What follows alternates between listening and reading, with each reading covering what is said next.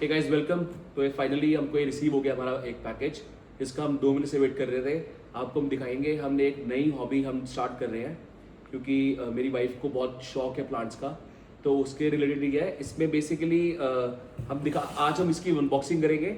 ये है Nova 40 with 60 litre aeroponic hydroponic vertical garden tower. इसमें बेसिकली आप ग्रो कर सकते हैं plants without a need of soil, जिसपे आप राइट न्यूट्रिशन डालते हैं, पानी का यूज होता है। बेसिकली ये विलियम पेट्रिक की एक इन्वेंशन थी।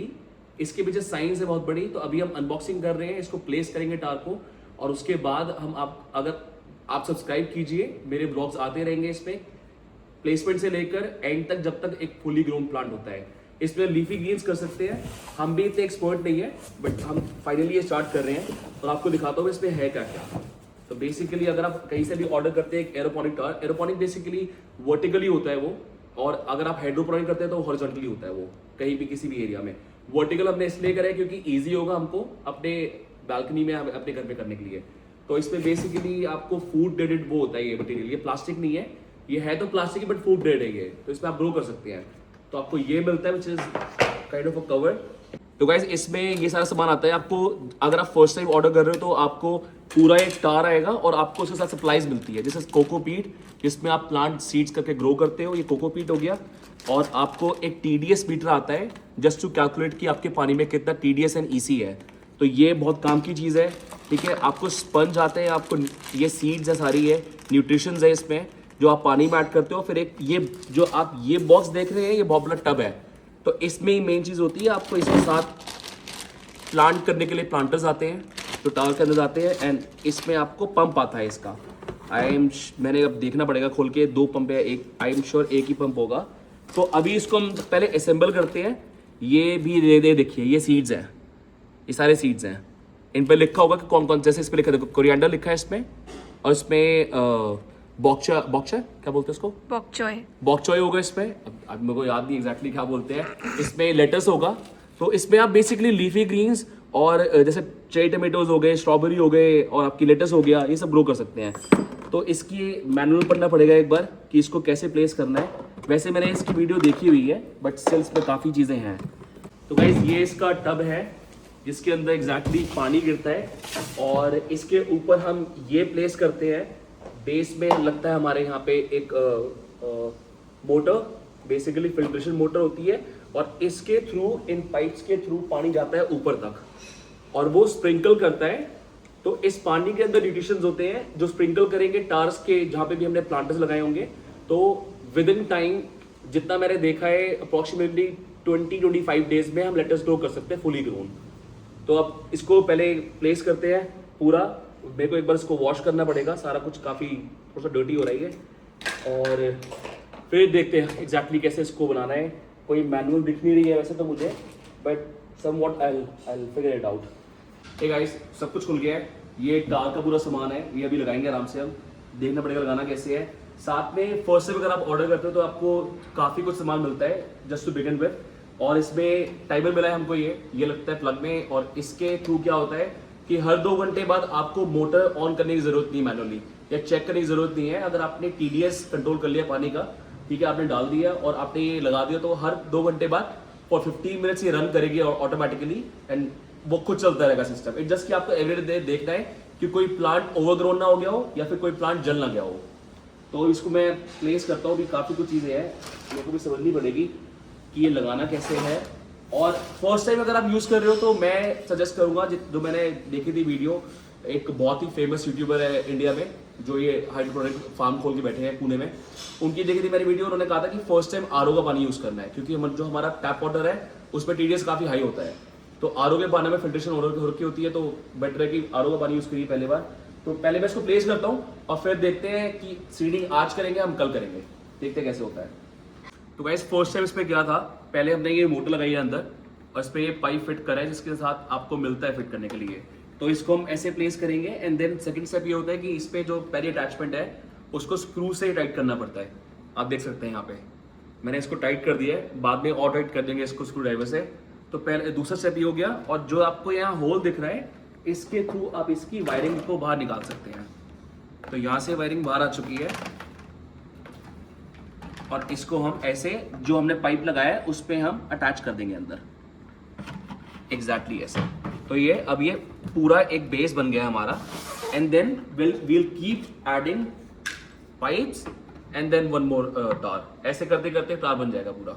तो गाइस सेकंड स्टेप ये है कि इसमें आपको ऐसे कनेक्टर्स मिले हैं जिसको इस पाइप में एक बार दिखाओगे यहाँ पे, जिसको इस पाइप में पहले कनेक्टर अटैच करना है अंदर।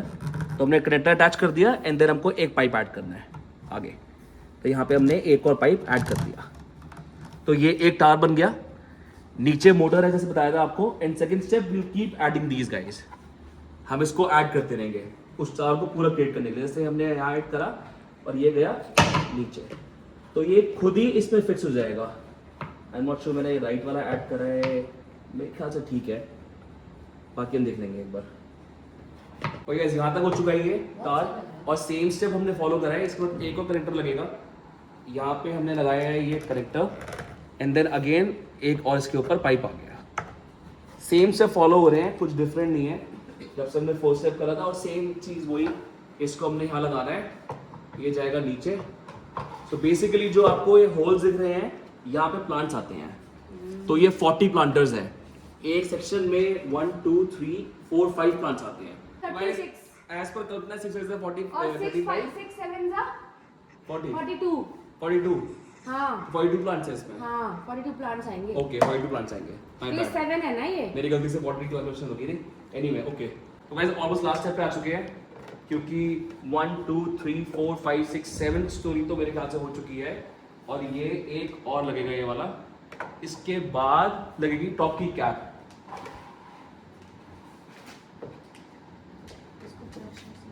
हाँ इसको हमको अटैच करना पड़ेगा इसमें, नहीं तो ये जाएगा नहीं अंदर। तो वैसे बन गया वो तार, ज्यादा लंबा है कि पंखे में लगना जाए ऊपर ही है। और इसको भी वॉश कर रहे हैं, उसकी मोटर टेस्ट कर रहे हैं, चल रही है ये। तो बाहर ले जाते हैं जहाँ पे कम गंदगी बचेगी। ओके यहाँ से नहीं जाएगा ये। तो गाइस सेटअप हो चुका था, और अब प्लानिंग चल रही है अपना नेक्स्ट स्टेप क्या है, क्योंकि नेक्स्ट स्टेप क्या है, कोकोपीट पे हमको सीड करनी है जर्मिनेशन के लिए, जिसमें लगेगा टाइम। अभी हम खुद लर्न कर रहे हैं, कुछ और तो उसको हम अभी करते हैं। ये कोकोपीट्स हैं, दीज आर कोकोपीट्स, ठीक है। अभी हम सब कुछ नोट करेंगे, कितना न्यूट्रिशन करना है, कितना क्या करना है, सब कुछ कैलकुलेटिव होगा, तभी हम इसको कर सकेंगे। तो देखते हैं क्या प्लान है। तार सेटअप तो हो चुका है, बट नेक्स्ट स्टेप इस कोकोपीट पे सीड्स डालने हैं। अभी हम सोच रहे हैं ग्रो करने का लीफी ग्रीन्स, कोरिएंडर, लेटर्स, बॉक चॉय, और एक और क्या ऐड कर रहे हैं हम? बेसिल हम बेसिल ऐड कर रहे हैं उसमें। तो 4 चीज़ें हम प्लान कर रहे हैं। तो गाइस ये सेटअप हो चुका है, और इसको हम लगाएंगे इस तरफ, जहाँ पे, क्योंकि इस पे क्या होता है, आपको 3 to 4 आवर्स की सनलाइट चाहिए होती है, जो कि इसी एरिया में आएगी। और इस एरिया में फ़ायदा क्यों, क्योंकि यहाँ से पास है हमारा एक पॉइंट। ओ बाकी टाट डरा दिया भाई ने, भाई डरा ही दिया। ओके तो हम वहाँ लगाएंगे, क्योंकि वहाँ पे इसको इजीली मॉनिटर कर सकेंगे हम। तो करते हैं, स्टार्ट करते हैं, इसको यहाँ लगा के सेटअप करते हैं। पहले जर्मिनेशन करेंगे और फिर दिखाएंगे आपको। और सब्सक्राइब कर लीजिए, क्योंकि हम दिखाएंगे कि सीडिंग कैसे करनी है, कैसे कोकोपीट में डालना है।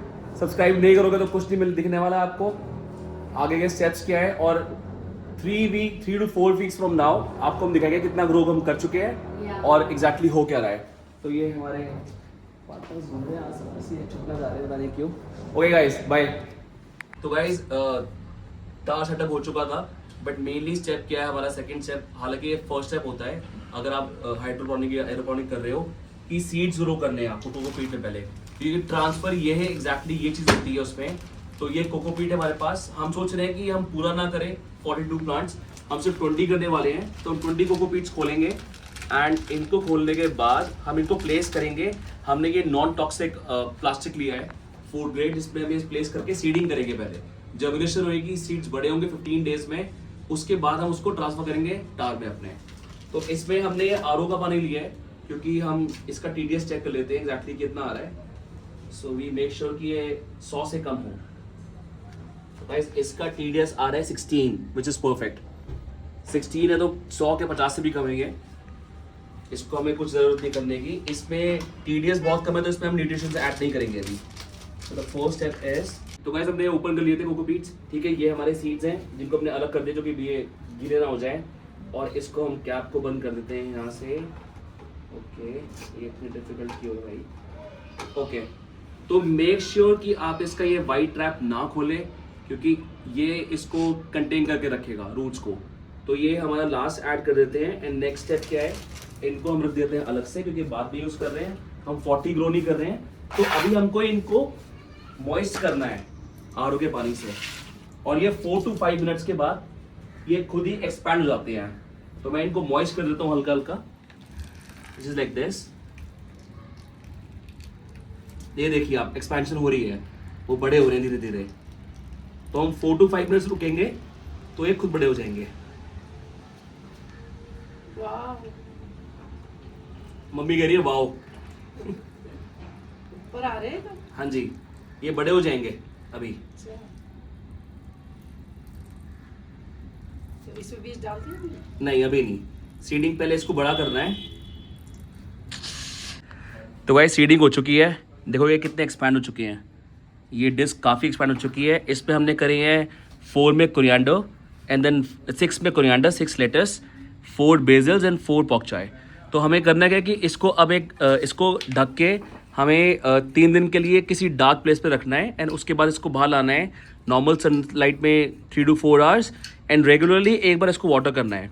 सो इसे यहीं ख़त्म करते हैं। नेक्स्ट स्टेप देखेंगे 3 to 4 डेज़ में क्या होता है, कहाँ तक ये ग्रो करते हैं, तभी इसको हम ट्रांसफ़र कर पाएंगे किसी हम अपने टावर में। Okay guys, thank you for watching.